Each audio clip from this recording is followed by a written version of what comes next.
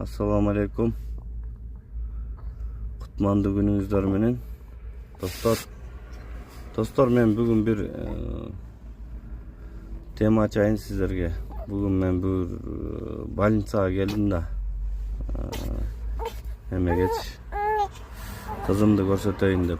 Anam больницанын içine girelim desek, al jakta деген kişi көп экен, оорулар көп экен. Анан ушунда больницанын сыртында мен былтыр көргөм да. Скамейкалар турчу, урналар турчу, как положено. Анан быйыл негедир жок да ошолчу. Анан мен кирип сурадым. Өзү сыртта эл тикезинен тик турбай отуруп күтө турган скамейка туруш керекпи же турбаш керекпи десем, туруш керек дешти. А бирок турса кана десем, акча жок да дейт да. Ошол негизи туруш керекпи же турбаш керекпи сиздер үчүн? Сиздердин оюңуздар, ой пикириңиздерди жазып кетиңиздерчи комментарийге. Бирок ал больницаны айтпай эле коеюн эми. Бир күнү тартып чыгарам аны дагычы. Бирок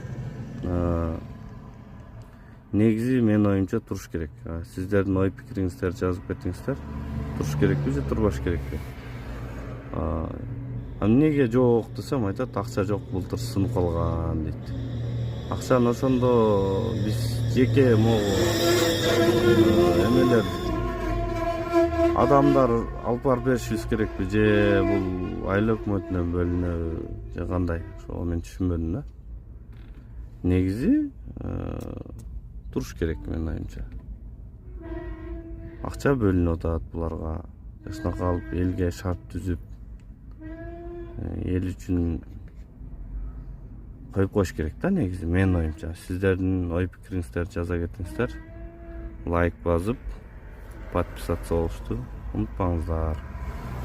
Ассаламу алейкум, рахматуллахи баракату. Рахмат сиздерге. Ассаламу алейкум. Кутманды күнүңүздөр менен.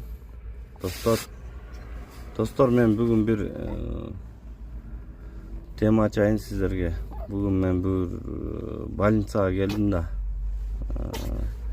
Hemen geç. Kızımdı görseteyin dep. Anam больницанын içine girelim desek, al jakta деген kişi көп экен, оорулар көп экен. Анан ушунда больницанын сыртында мен былтыр көргөм да. Скамейкалар турчу, урналар турчу, как положено.